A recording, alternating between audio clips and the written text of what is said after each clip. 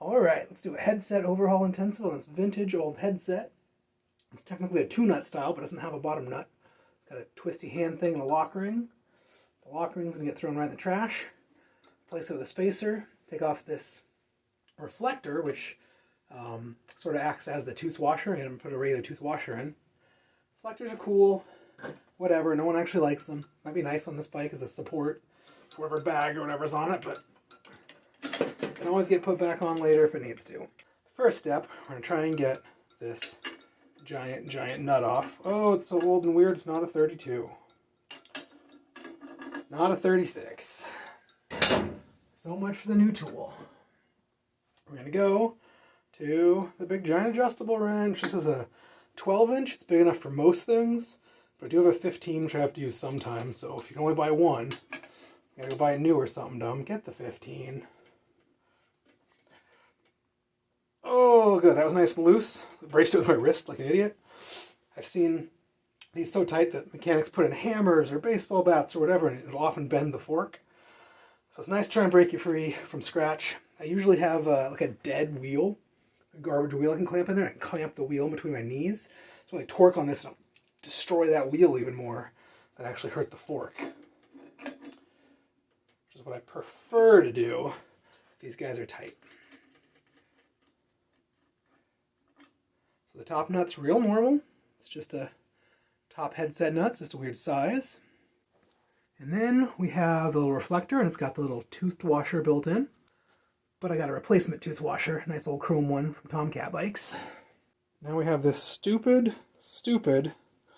old threaded lock ring, like a bottom bracket or a whatever, and they cause more problems than they solve, and they always come loose and they're weird.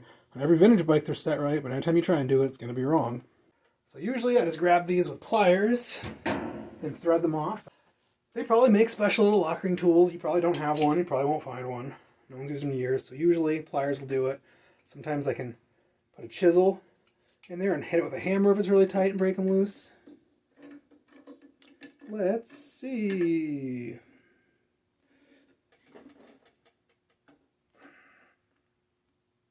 Oh, all right. Here's a close-up of that jerk. It is just a jerk. Avoid them, throw them away. Oh, and this does have a tooth washer after all, so we didn't even need one. Woohoo! Cool, now we have an extra. There's always another bike. And I do mean that. If you're stuck into the bike habit enough to where you want to learn how to overhaul headsets and fixing your bike, start to buy tools, there will always be another bike. On cars, they call it the iron trap. On bikes, I'm not sure what to call it, but you're stuck with it. I'm gonna hold the fork and thread this top lock nut off, make sure things don't fall over the floor. But it does look like it has this cage bearing, so that's great. Not free bearings. And this little headset cup, instead of having the wrench flats, just has a knurled face for grabbing. But it does have the little cone inside for your bearings. And we do have pretty sticky old grease. Kind of dried up, but a little soft still. Bottom's a little worse, they usually are. All the road grime comes up off the front tire and gets in this bottom headset cup. But it's not much worse. So these guys will get a good scrub. All the other headset parts get a good scrub and it'll go back together. I have no idea what degreaser is going to do to my carpet, so I have a little rubber mat. The old shop, I just let it drip, and I'd have rags in various conditions, like pretty clean, really gross, and floor rags. I just put underneath bikes. I'm going to spill puddles and stuff. And those bearings really might need to be soaked overnight or some hours and some scrubbing. But this guy you can sort of scrape away. And the old dried grease gets more and more like candle wax as the years go by. So this is mostly coming out, but there's some pretty tough spots and sort of scrubbing with my fingernail. I don't usually use a screwdriver or anything really hard unless you really got to chip some 50-year-old grease out. Because you don't want to mash up or gnarl up these bearing surfaces. But it is just a headset and you barely turn and you won't really notice if there's a problem. It's not important like cone bearings or anything in your hubs where you really feel it all the time. Gross! This old chrome cup looks pretty good. The back's a little crusty. If I wanted to, I might hit it with some chrome polish, but I don't really think I will, but we might. Same thing over here. clean everything. Now's the time. And the fork crown's kind of the most important part.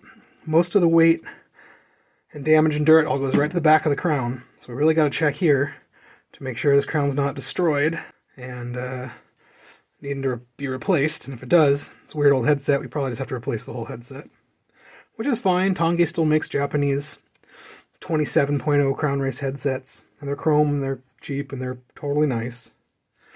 They make a really cheap one, like a $10 or $15 one, and like a $20 one. Always get the $20 one. It's got extra seals. It's round and smooth and polished. The other one's sort of stamped steel and crappy chrome. So get the nicer one. There's no reason not to. It's only a few more dollars. And it's really worth it for your bike or any bike you're working on. This crown race is a little stained from the old grease. It looks Brunel, but you can't feel anything. It's so tiny, it really won't matter for a vintage bike old headset. This gross old paper towel out again. This is that top knurled race. Kind of need a fresh paper towel. I'm kidding myself here. That's just kind of dirt. Really might chrome polish this, just to make it look a million times better. Often on old bikes, this top nut doesn't really matter, and I would just go dig around. I'd save good top nuts off dead headsets and go dig around and find the prettiest one and put it on. But sometimes the bearing cups are special angles and weird things, and they do matter. That's mostly with hubs, cones. Headsets are pretty similar. Yeah, it's going to have to get polished up. There's just no way around it. I always try and save time and energy, but I always go nuts. I know I will. This one's nice. Every dirt's coming right off. There's no corrosion under it, and it looks pretty. Taking some fresh grease and preloading these bearing cups so they are ready to go. I'm going to do the same thing on the fork crown, and the same thing on the cups in the frame. Nope. A little bit of degreaser settled. Don't want any degreaser in with our fresh grease. Just preloading this cup with a little bit of grease. Same thing on the bottom. Scrape some of this clean grease on the outside in there. I got the old fork crown pre-greased. I'm going to drop the bearings on it.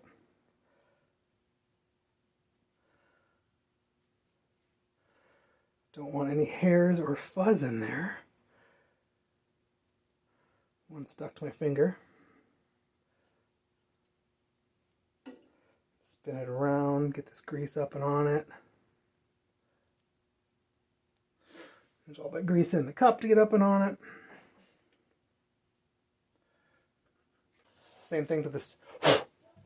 No fuzz. No dirt.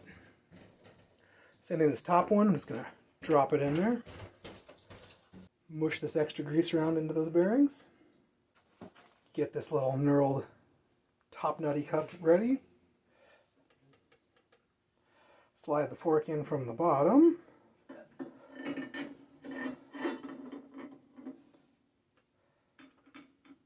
Up and in there. Got this top cup to spin on. Beautiful. Feels amazing. Gonna drop this cleaned toothed washer on now. That's what sort of holds the headset position when the top nut turned into that bottom nut. Really the washer just turns. A bunch of bullshit. I need to go get a spacer, at least the thickness of that old, of this old horrible lock ring. Maybe a little thicker to make up for this front reflector.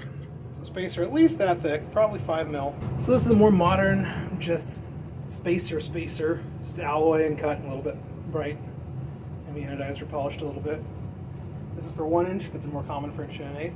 Just gonna take up that room. Now I put the top nut on.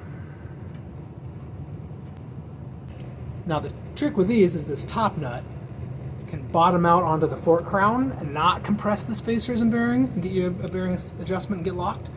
So it bottoms out on that crown and you think it's tight as it can be, but really there's a bunch of play still. So you need to make sure in here this gap is still showing. That this top lip is not touching that fork crown. And this one has 3 or 4 millimeters of gap. It's got tons, so no problem there. We'll get those bearings adjusted, and it looks better. It's cooler. Get out of there. You didn't see it, but I put the fork in, bashed them into the fresh extra grease hanging out. It's got a little bit of grease on those threads. It's always a good idea. You don't want them to rust. You don't want them to bind up or burr. You want it to come apart next time just as easy as it did this time. Now, the trick to a headset adjustment is you can only kind of get it close in the stand. It'll never be right unless you make it feel a little too tight. You really have to do it on the ground with the fork turned sideways, and the brakes. You can rock it back and forth and make sure that you're just really feeling this headset. Guys do it all the time with the stem and the hub or the bottom of the fork, and they try and do it. They're like, oh, it's good enough. And get on the ground, do the brake check, and it's a little bit of play. So really, I sort of just leave it at this point until the bike's done. It's one of the last adjustments I do. So I can really turn the wheel sideways, rock back and forth, so you can only feel play in the bearings, not in the hub or in the brake arms. People try to just grab the brake and do it, and you actually can feel the brakes pivot and think it's the headset. And basically, we're just going to tighten this nut down a little bit to lock everything in place. We might have to hold this guy if it tries to move, or back it off or tighten it down. So at this stage, we really got to get those wheels in and the bar and stem in so we can get it on the ground and shake it back and forth and see if we can feel any play in those bearings. Wheels aren't overhauled yet or changed or any of that stuff, but tires are still flat, but they can probably do the job. Wheels in. So this is the step where guys just sort of grab the bars and grab the hub and try and wiggle the fork back and forth to find the play. But I don't believe in it. Ugh, I want this bike on the ground, fork turned, mush the tire down, and rock back and forth. And I feel no play. Probably should have pumped the tires up, but feels all right. We're going to see if we can just tighten the lock nut without it spinning this cup. If the bearings are adjusted, all the lock nut does is tighten it down into the cup. The cup's what adjusts the bearings.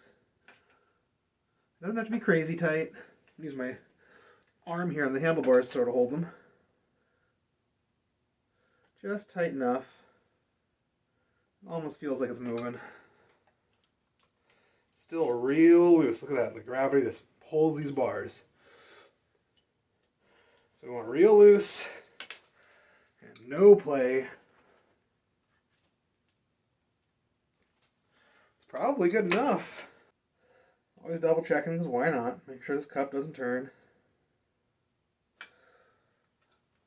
Worst case, it might come very slightly loose and you'll feel it when you're braking, or you can do a check once in a while. And you'll be like, oh, never mind, I gotta tighten it down again. But most likely, you got it in place, it's stuck, it'll be good forever. But yeah, this headset is adjusted. Still buttery smooth, gravity still pulls it, even just a little teeny bit of an angle. So we know it's playing smooth, doesn't feel tight or bindy. If it was real tight and the gravity didn't pull it, we'd know we had this bearing too tight. We'd have to back this nut off a little bit and back this bearing off a little bit and then tighten the nut down again until you get it with no play and perfectly buttery smooth.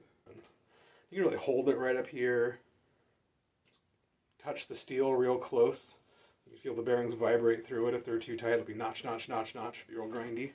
Cool. That is the headset intensive video on this old Univega with the weird not two-nut knurled headset. If it was a two-nut, it's basically exactly the same thing, but you can hold this upper headset cup with a skinny park wrench. Skinny park wrench while you tighten that top nut, keep it from moving. But really, if that tooth washer is doing its job, it shouldn't move, even though it always does.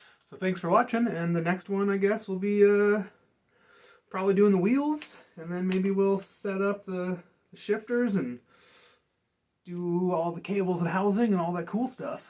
So thanks for watching.